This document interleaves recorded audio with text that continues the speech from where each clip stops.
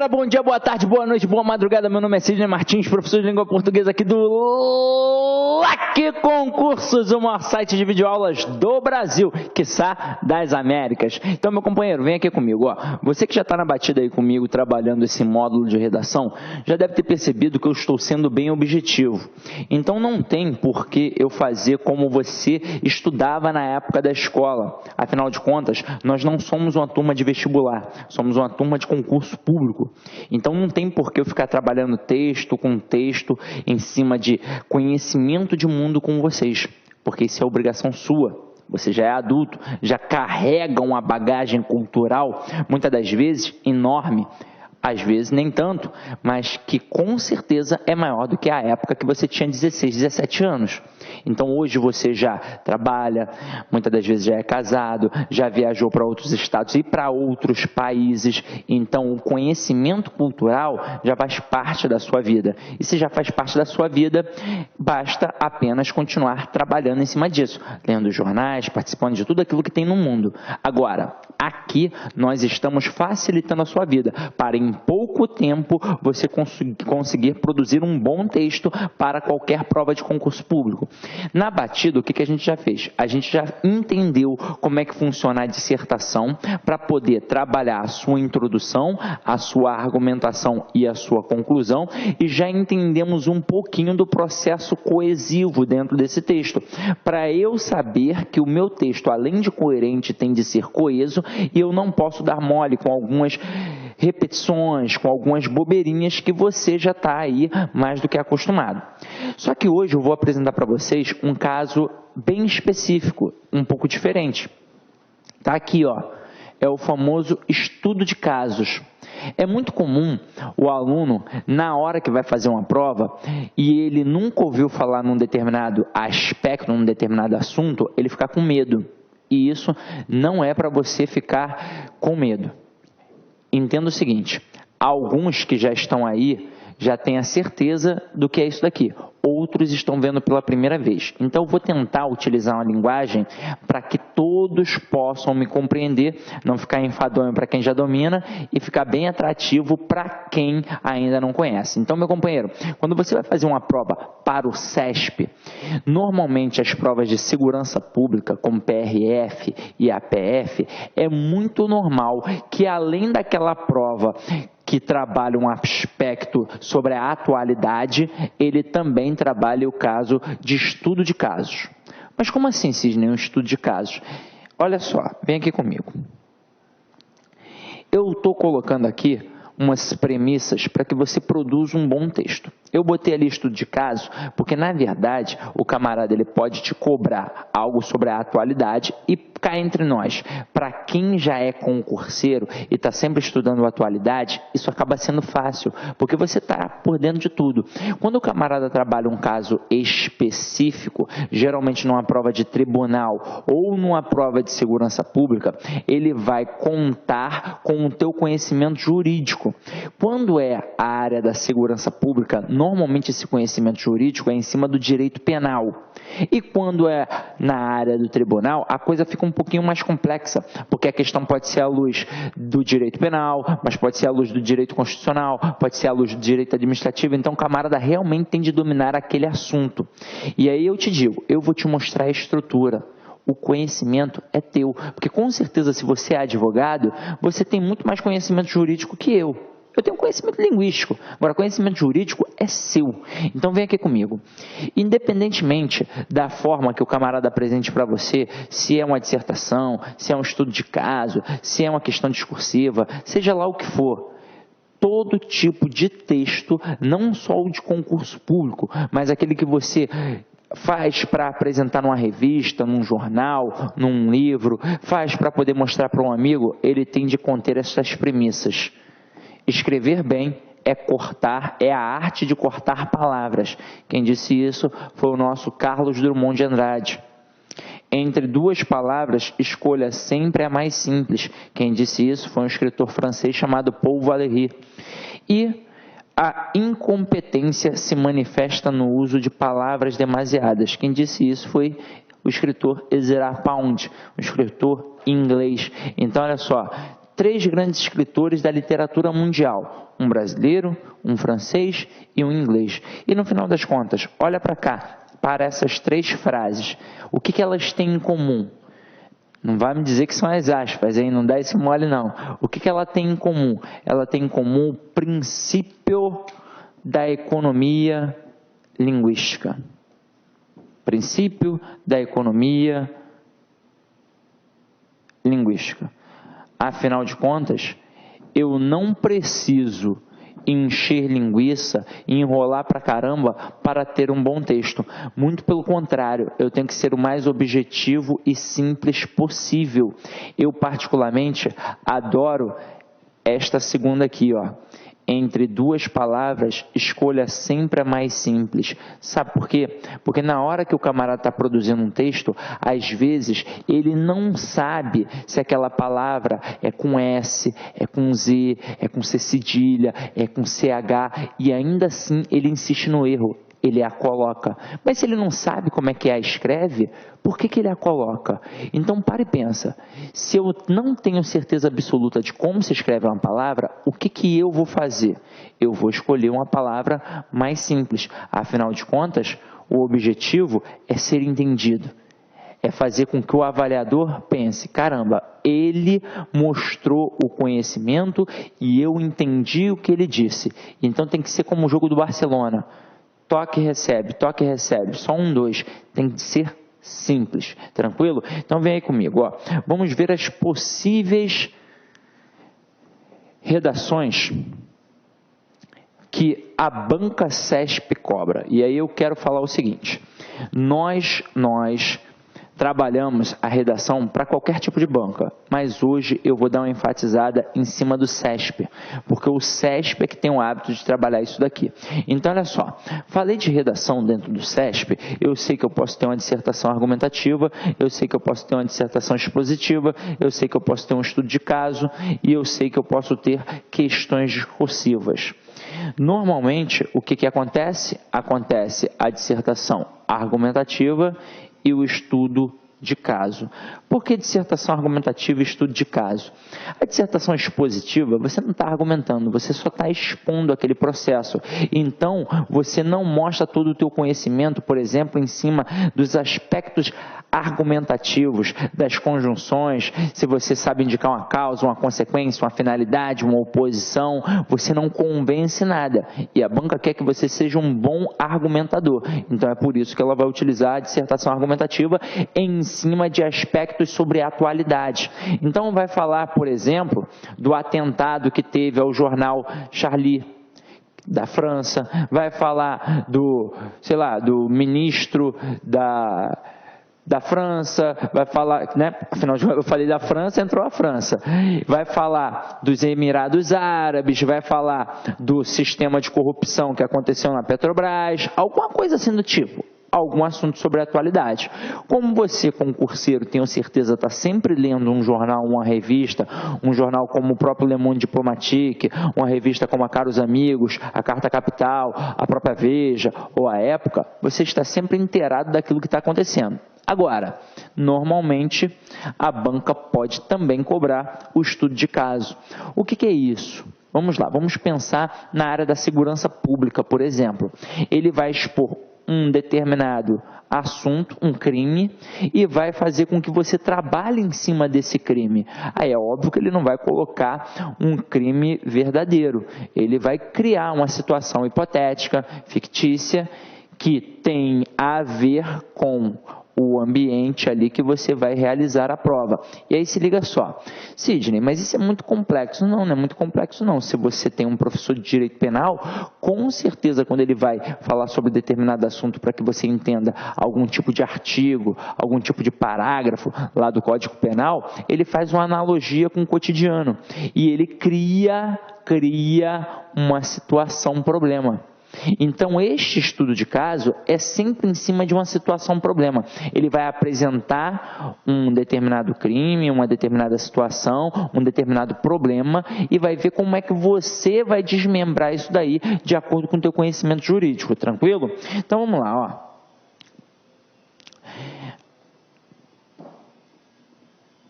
Aqui é é o nosso espacinho que depois eu vou voltar para a gente poder fazer. Galera, na apresentação visual da redação, do estudo de caso, é exatamente igual como a redação da dissertação, que eu já apresentei para vocês num outro momento, mas que não custa nada a gente dar uma enfatizada. Então, por exemplo, se eu vou colocar um título, eu tenho sempre de centralizá-lo, independentemente de como é o tipo de texto que eu estou produzindo, se é uma dissertação argumentativa ou se vai ser um estudo de caso, porque no final das contas a estrutura acaba sendo dissertativa. Agora, Sidney, quando é que eu vou colocar esse título? Só se te cobrar. Se não cobrar, você não coloca, não precisa. Ah, mas e se eu colocar? Também não tem problema. Agora, se não pediu, o melhor é você não colocar. Se pediu, você tem a obrigação de colocar. E aí você vai fazer o quê? Você vai centralizar o título na primeira linha, sem aspas e sem grifo. Ou seja, você não pode sublinhar, você não pode colocar entre parênteses, você não pode colocar entre aspas, porque é o seu título. Não há a menor necessidade de você destacar. Basta você centralizar. Centralizando já é a única forma possível que você tem para poder destacar e mostrar que é um título. Agora, o título pode apresentar interrogação desde que o texto responda à pergunta. Na verdade, a gente já sabe, a gente já estudou isso num outro momento. Se o camarada vai fazer uma pergunta no texto, esse camarada é você sempre deve responder lá. Você não pode deixar de responder uma pergunta, e é por isso que você deve evitar ao máximo colocar uma pergunta lá no final do texto. Afinal de contas, quem é que vai responder? É o avaliador? Não pode, tem que ser você. Então não há pergunta retórica na prova do concurso público. Você coloca a pergunta, você mesmo a responda. Tranquilo? Então vem aqui comigo, ó. Pensando nesse título, você já sabe que se eu for colocar só de 1 a 4 palavras, tá? Agora já esmiuçou, já acabou o título. Agora aqui, ó, faça parágrafos distando mais ou menos 2 centímetros da margem e mantenha uns aliados. Então, meu companheiro, qualquer tipo de texto que você venha a produzir, normalmente vai ter uma estrutura dissertativa na prova do concurso. Porque quando a gente fala de redação, a gente já sabe que os modos de organização textual são 3: narração, descrição e dissertação, mas as bancas privilegiam a dissertação porque é fruto da argumentação, enquanto a narração é fruto da imaginação e todo mundo é capaz de imaginar, e a descrição é fruto de uma observação e todo mundo é capaz de observar, argumentar nem todo mundo é capaz. Então eu tenho de ficar ligado nisso. Agora, quando eu tenho lá a minha dissertação, o meu texto, eu tenho de ficar ligado na apresentação visual, e eu não posso dar mole de colocar aquele parágrafo sem demonstrar que é um parágrafo. Então eu tenho que ter mais ou menos 2 centímetros, o que para a mulher são 2 dedinhos e para o homem é o polegar.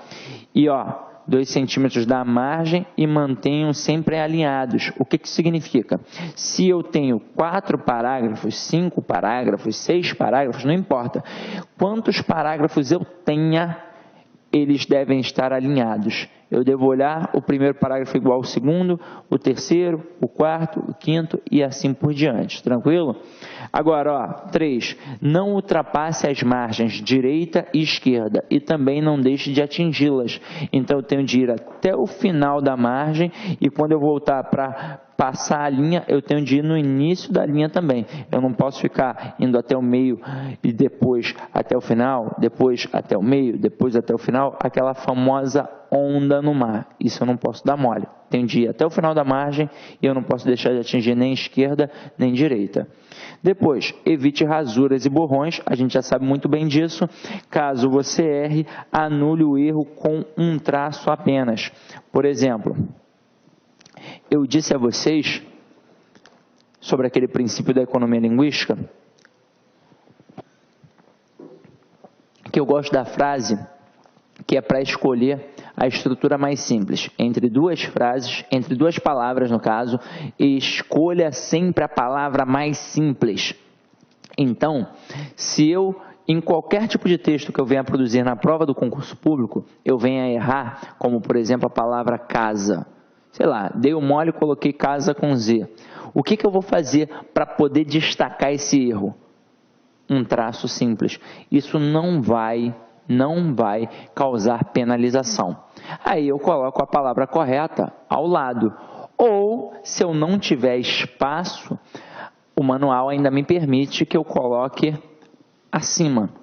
Só que é o seguinte, eu devo evitar isso ao máximo, até mesmo porque você tem uma folha de rascunho, e nessa folha de rascunho, ali sim você pode errar, ali sim você pode rabiscar, ali você pode fazer o que você quiser.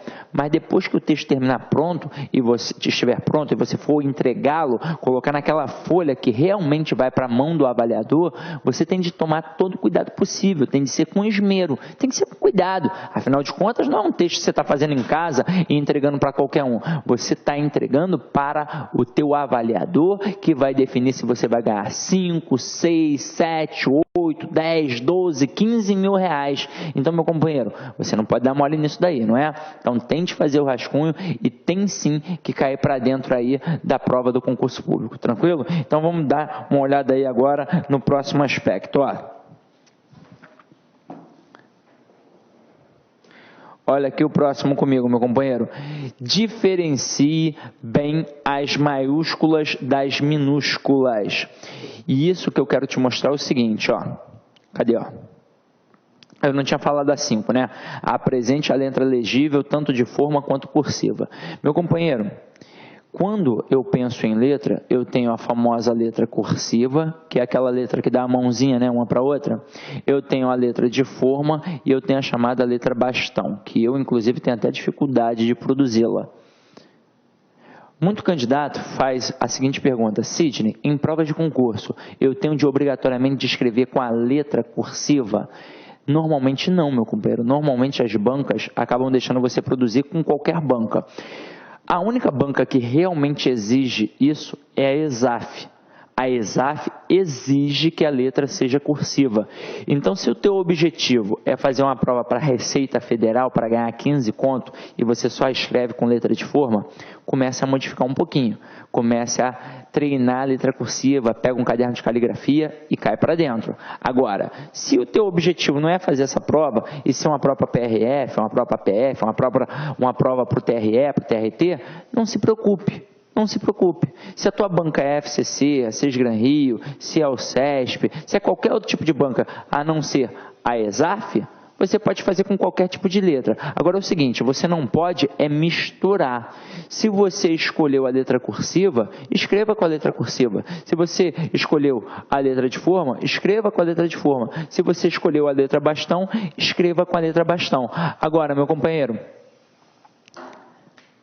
eu tenho de diferenciar bem as maiúsculas das minúsculas. E quando é que eu vou fazer essa diferenciação? Quando eu começar a minha frase. Então, só a primeira letra é que normalmente tem a obrigação de vir maiúscula. Como o seu título também. Por exemplo, lá no título, a única letra que é obrigatoriamente maiúscula é a primeira letra. De resto, nada mais precisa ser maiúsculo. Tranquilo? Então, vamos lá, ó. Olha 7. Evite exceder o número de linhas pautadas ou pedidas como limites máximos ou mínimos. E é o seguinte, meu companheiro, num outro momento da aula, o que eu vou fazer com vocês numa outra aula? Eu vou trabalhar a visão que cada banca tem. Opa, quantas linhas o CESP costuma pedir? Quantas linhas a ESAF costuma pedir? Quantas linhas a Sesgran Rio costuma pedir? Ou seja, como é que cada banca, na verdade, as principais bancas costumam abordar esse número de linhas. E aí eu vou mostrar isso para vocês com calma e com tranquilidade. Ou seja, vai ser a prova de redação. Como é que normalmente ela se apresenta para mim. Agora é outro caso. Mas vem aqui comigo, ó. 8. Escreva apenas com caneta preta. Não pode dar esse mole de levar uma canetinha vermelha, uma canetinha verde. Então é caneta preta, meu companheiro. O rascunho ou os bolsos das ideias podem ser feitos a lápis e rasurados. E aí é o seguinte, o texto não será corrigido se você utilizar o lápis ou qualquer caneta que não seja a preta. Você vai ser eliminado. Consequentemente, vai ganhar um lindo zerão. Então, não vai dar esse mole, tá, meu companheiro? Agora vem aqui comigo, ó. 9. Faça a redação com 4 parágrafos no mínimo e 6 parágrafos no máximo. O ideal é que o texto tenha 5 parágrafos. Então, por exemplo, se você estivesse aqui estudando para fazer uma redação da ESAF, eu jamais iria te dar essa dica. Afinal de contas, uma redação da ESAF costuma pedir 60 linhas. O CESP costuma pedir aproximadamente 30 linhas. E aí vem comigo. Tá vendo aqui? Evite ceder o número de linhas. É para evitar mesmo. Porque eles colocam lá nos seus editais, nas suas estruturas de correção, quando o camarada excede ou ficar a menos, por exemplo, seja Gran Rio pede de 25 a 30 linhas. Se o camarada produzir menos de 25 linhas, ele vai ser apenado. E há uma permissão que o camarada produza até 3 linhas a menos. E dessa forma, o que vai acontecer? Ele vai ser apenado com meio ponto por cada linha a menos, ou então com 1 ponto por cada linha a menos. E se ele ultrapassar, também. Por exemplo, está pedindo 30 linhas, aí eu coloco 33 linhas. Pô, eu vou perder ou 1,5 ponto ou 3 pontos. Só que produzir linhas a mais é pior que produzir linhas a menos. Porque é o seguinte, se você produz linhas a menos, por exemplo, o camarada pediu 20 a 30 linhas, você faz 17, você perde meio ponto ou 1 ponto. Vamos botar logo 1 ponto, vamos ser radical. Perdeu 3 pontos. Então, se a sua redação foi perfeita, você vai sair com um 7. Mas é óbvio que dificilmente você vai ter um 7. Porque se você tinha de produzir 20 linhas e não conseguiu produzir, algum problema teve. Então, com certeza, pecou em coesão, coerência, algum problema teve e o teu texto não está perfeito. Então, é óbvio que não vai ser um 7.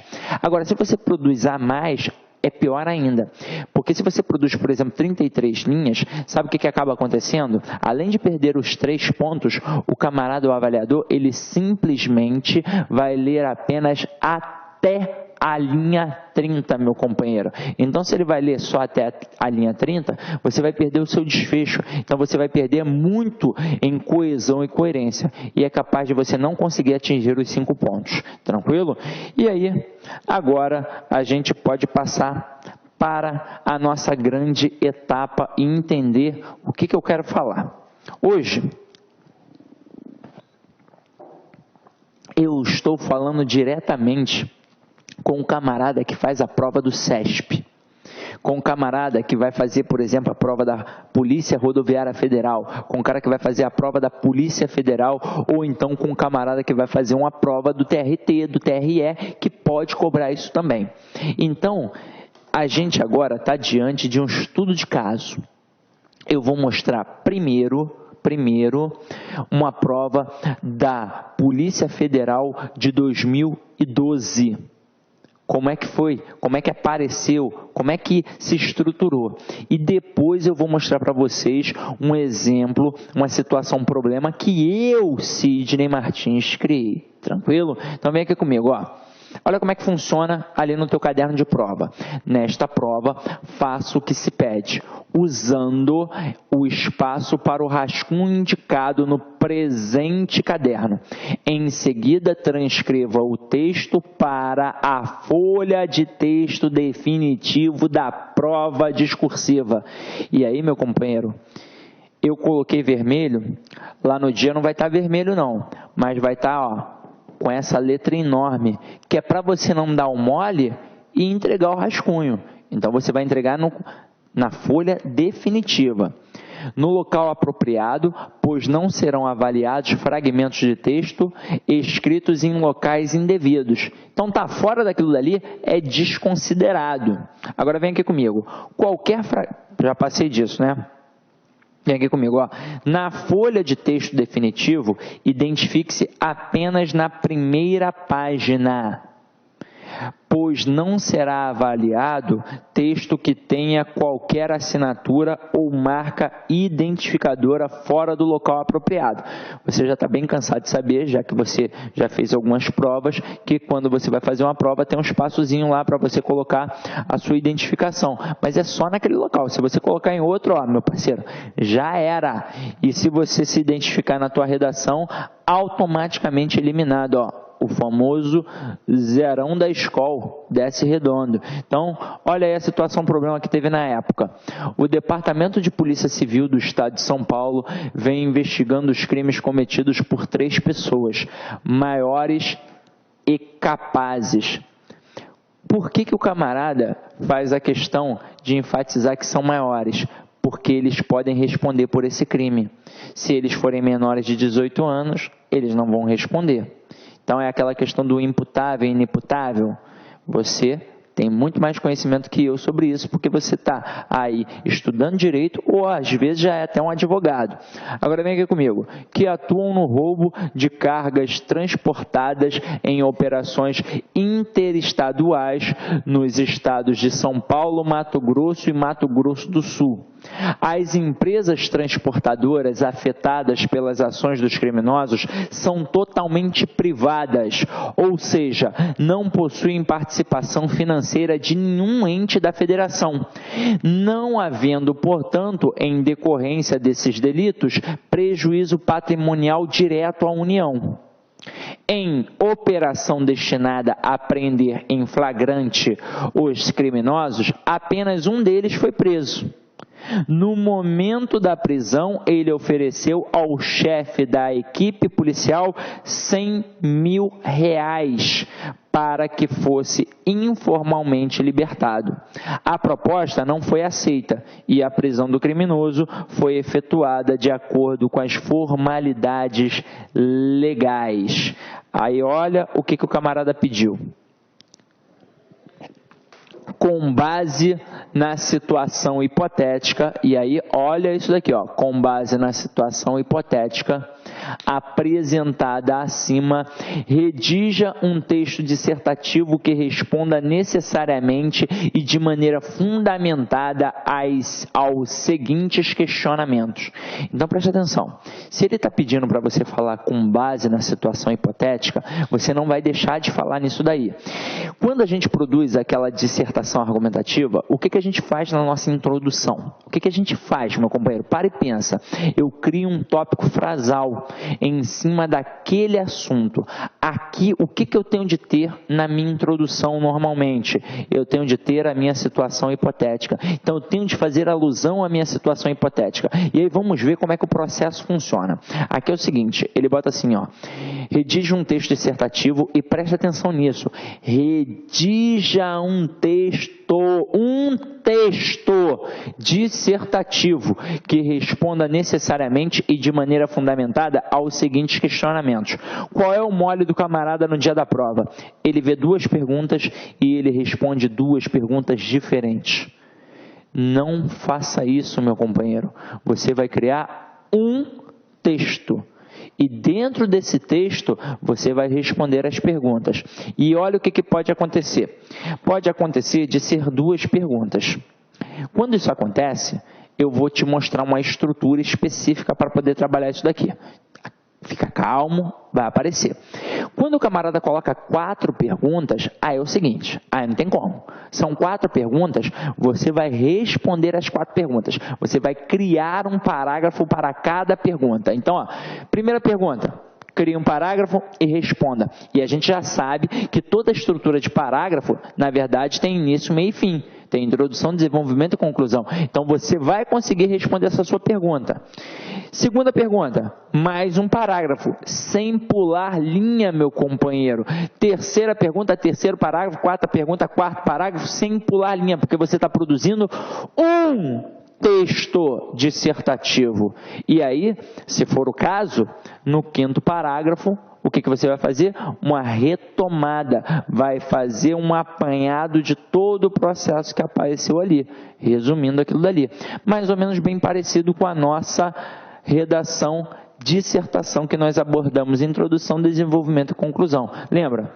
Tópico frasal, desenvolvimento dos argumentos e a retomada e a síntese da introdução? Exatamente isso que você vai fazer. Agora, aqui no caso, ele colocou 2 perguntas. Olha a primeira pergunta. Havendo necessidade de repressão uniforme dos crimes acima mencionados, poderá o Departamento de Polícia Federal investigar os delitos contra o patrimônio roubos, porque você tem o crime contra o patrimônio e tem um crime contra a pessoa. Aí aqui, você vai responder só sim ou não? É óbvio que não. O que você vai fazer? Você vai pegar o artigo que versa sobre isso e vai esmiuçar. Agora, na situação considerada, a proposta feita pelo criminoso ao chefe da equipe policial configurou crime contra a administração pública?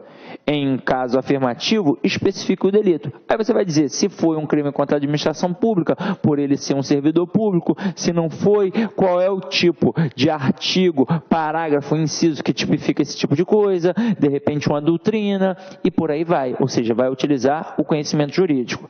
Acompanhe aqui comigo, meu companheiro, o caso hipotético. Então, olha só, um homem de 33 anos, e aí presta atenção, se ele tem 33 anos, ele é maior de idade. Então, se ele é maior de idade, ele pode responder pelo crime.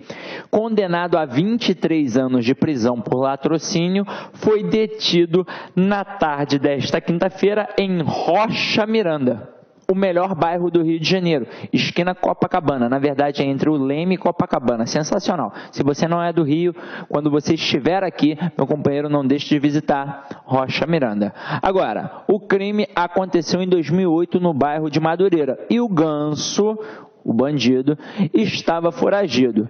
De acordo com a Polícia Civil, ele foi preso após uma audiência no Fórum de Cascadura.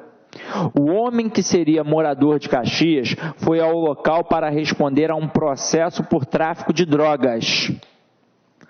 Segundo o delegado Jackson Santos, meu parceiro, grande professor de direito penal, em 2008, o condenado e um comparsa assaltaram um jovem casal que estava em frente de casa.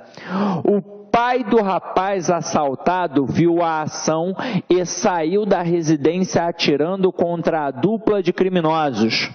Eles revidaram e mataram o senhor. Na época, identificamos os criminosos, mas antes de sair a condenação, um deles morreu. De acordo com o site Carta Forense, o condenado foi levado para o centro de triagem LAC Concursos, que é para botar o camarada na linha. Então vem aqui comigo. De acordo, com base na situação hipotética apresentada acima, redige um texto dissertativo que responda necessariamente e de maneira fundamentada aos seguintes questionamentos. Primeiro, explique sobre a ótica do STF como se dá o latrocínio consumado e o latrocínio tentado. Então, essa daqui é a primeira pergunta. Depois, o autor do crime deve ser julgado pelo tribunal do júri ou por juiz singular? Então, você vai fazer o que, meu parceiro? Latrocínio consumado é isso, latrocínio tentado é isso, crime aqui, juiz singular, pronto, acabou. É isso que você vai fazer? Não, porque você vai ter de levantar a súmula, você vai ter de levantar o artigo, você vai ter de apresentar o teu conhecimento jurídico. Preparei um esboço para esse tipo de estrutura. Então, olha só, lembrando que aqui a gente tem 2 perguntinhas. Se fossem 4, aí não tem como. Tu tem de partir direto para responder em cada parágrafo, cada pergunta. Agora, olha aqui comigo. Um esboço do que seria a nossa estrutura. Eu estou chamando aqui de escopo da redação. É o famoso esboço que a gente vai fazer. Então, olha só, no primeiro parágrafo, o que eu vou colocar? Eu vou colocar a situação hipotética. Base, Código Penal. Lembrando que é um crime contra o patrimônio. Então, é isso que eu vou fazer. Então, segunda situação hipotética, coisa e tal, e aí eu vou levantar já que, de acordo com o Código Penal, é um crime contra o patrimônio. É um crime contra o patrimônio, porque ele não foi para matar a pessoa, e sim para assaltá-la. Agora, no segundo parágrafo, o que eu vou fazer? Eu vou falar do crime que acabou acontecendo, porque teve morte, que é um elemento em cima da estrutura do elemento subjetivo. Então é o seguinte, teve um caso que foi naturalístico, beleza, teve um caso ali que foi a morte, mas eu tenho de mencionar que na verdade o camarada foi para roubar, então esse é o elemento subjetivo. No terceiro parágrafo, finalmente o que eu vou fazer? Eu vou dizer o que é latrocínio consumado e o que é latrocínio tentado. E no quarto parágrafo, eu vou falar que o caso que foi apresentado foi um caso de latrocínio consumado, quando é seguido de morte. Eu vou até mostrar depois ali para vocês uma estruturazinha penal que eu aprendi com o meu companheiro Jackson Santos. Agora, você que já está estudando já sabe que quando o camarada vai roubar, independentemente dele conseguir roubar ou não, se ele matou, é latrocínio consumado. Se ele não matou, é latrocínio tentado, independentemente também de ter levado ou não o bem da pessoa. Agora aqui, vai mostrar que o juiz que vai julgar vai ser o juiz singular e não o tribunal do júri. Afinal de contas, ele não cometeu ali, ele não foi para cometer um crime contra a pessoa, ele foi para cometer um crime contra o patrimônio. E o crime contra o patrimônio, quem é que julga? É o juiz singular. E para finalizar, o que você vai fazer? Vai fazer a retomada do processo, né? Portanto, papapá, e aí você vai mostrar que a estrutura do acontecimento está perfeita, porque você vai lembrar que esse camarada tem 23 anos de detenção e, de acordo com um crime apresentado, realmente está dentro deste aspecto, que, se eu não me engano, é de 20 a 30 anos, então está dentro. Você é de 20 a 30 anos e ele foi condenado por 23 anos, tá certo, e vai aproveitar e falar que também se tratou de um crime hediondo. Então, aqui é uma estrutura que você que está estudando para direito deve dominá-la bem. Ah, professor, estou com dificuldade nisso daqui. Então, o que você vai fazer? Você vai conversar com o professor de direito penal, você vai pegar o código, você vai cair para dentro disso daí para poder ficar nos trinques. Me preocupei em botar isso daqui para você, meu companheiro. Já que a gente trabalhou em cima da ótica do STF, olha o que eu coloquei aqui. Eu coloquei que é a súmula 610 do STF, latrocínio, e aí a caracterização dele, artigo 157, parágrafo 3º, há crime de latrocínio quando o homicídio se consumar, ainda que não se realize o agente a subtração de bens da vítima. Referências, Código Penal, artigo 157, parágrafo 3º. E aqui a gente ainda tem outras referências, latrocínio, jurisprudência, caracterização versus latrocínio e jurisprudência, o Código Penal, o artigo e o parágrafo. Então, isso daqui é o que está lá no STF, lá na súmula. Então, meu companheiro, diante disso a gente já sabe o que é um latrocínio. Aí eu peguei um quadrinho esquemático com o meu companheiro Jackson. E aí, o que ele botou? Subtração consumada, o camarada roubou. Mais morte consumada, latrocínio consumado. Subtração tentada, ele tentou roubar e não conseguiu. Mas a morte foi consumada, eu também tenho o quê? Latrocínio consumado. Subtração consumada, ele conseguiu pegar a parada, mas a morte foi tentada. Pô, o camarada reagiu, ele deu o tiro, mas ele não conseguiu matar, ele errou. Latrocínio tentado. Subtração tentada, tentou roubar, não conseguiu e largou o prego para cima do cara. Morte tentada, porque ele não conseguiu matar. Latrocínio tentado. Então, na verdade, para você que é bom entendedor, se o camarada foi para roubar, independentemente dele ter levado o bem ou não, se ele matou o cara, é latrocínio consumado. Se ele não matou, é latrocínio tentado. Então, meu companheiro, o materialzinho já vai aí para você testar. Faça como é que é, o parágrafo primeiro, o segundo, o terceiro e por aí vai. Isso daqui foi só para te apresentar a estrutura de um estudo de caso. O que eu vou fazer? Como é que eu vou fazer? Procura seguir sempre essas dicas. Então, se tem 2 perguntinhas, você procura apresentar através dessa estrutura aqui, desse escopo. Se tem 4 perguntinhas, aí você já levanta logo e já começa a responder em cada parágrafo a pergunta. De acordo com o parágrafo tal, é assim, assim, assado, porque a gente já sabe que vale a pena você colocar teu conhecimento jurídico. Por exemplo, o camarada que vai fazer a prova da Polícia Federal, se ele é formado, sei lá, em contabilidade, ou então em educação física, ou então em administração, ele não tem, talvez, o pensamento jurídico que um camarada que é formado em direito venha a ter. Mas, ainda assim, ele está estudando para aquela prova. E ele tem de dominar o quê? Aqueles artigos, porque ele tem de dominar a letra da lei. Porque isso vai ser cobrado.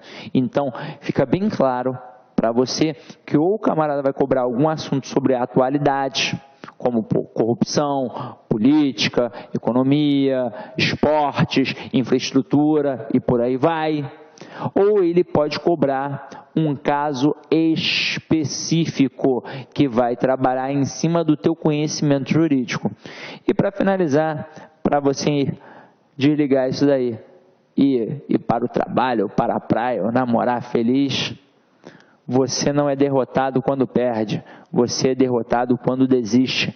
Dr. House, eu adoro isso daqui do House, porque é o seguinte, meu parceiro, você que está aí fazendo o concurso, você tem diversas dificuldades, não é só estudar 10, 11, 13 matérias, é estudar isso daí, é trabalhar, é cuidar de casa, é cuidar de marido, é cuidar da mulher, é cuidar dos filhos, ou seja, a vida é cheia de atribulações e você ainda assim tem que permanecer forte, porque nem sempre quando você faz um concurso, você consegue. Imagina, decidi que vou fazer a prova da Polícia Federal em 2 meses, 2 meses de estudo. Tem gente que passa? Tem gente que passa, que é iluminado, mas o normal é você não passar. Aí você vai pensar, caraca, vou desistir então, não passei, estudei 2 meses, entreguei a minha vida durante 2 meses. Pois bem, tem gente que entrega 1 ano, 2 anos, 3 anos, 4 anos, 5 anos. Tem gente que estuda durante 5 anos até conseguir o tão sonhado concurso. Então, meu companheiro, você tem de ter a certeza que quando você se deparar com a situação adversa, bateu e caiu, você não está derrotado, você tem de levantar e tem que adquirir experiência, maturidade em cima daquilo dali, porque nunca é o fim, só vai ser o fim quando você quiser, tranquilo? Então, meu companheiro, avalie aí a aula, porque é super importante. Eu sei que às vezes eu faço com a melhor das intenções possíveis, mas nem sempre eu consigo atingir a todos. E se eu não conseguir atingir você especificamente, eu até te peço, entre em contato comigo pelo Facebook. É só colocar Sidney Martins, eu sou o primeiro que aparece. Entre em contato comigo pelo e-mail. Agora tem até esses negócios de zap, né, o WhatsApp. Eu agora sou um camarada do mundo virtual, eu tenho o WhatsApp, eu não tinha não. Mas isso daí é complicado, né? Tira o camarada um pouco do foco, então eu prefiro evitar. Mas eu vou te responder com certeza se você entrar em contato comigo pelo Facebook. Se eu não responder muito rápido, é porque muita gente manda mensagem. Aí às vezes eu não consigo visualizar, mas ainda assim insista, não te respondi em 1 semana, então você manda de novo, não é porque eu sou marrento, escroto, não, eu vou te responder, tá? Na medida do possível, vou tentar atingir a todo mundo. Então, meu companheiro, é isso, fiquem em paz e que o Senhor sempre vos acompanhe, tá? Clique like.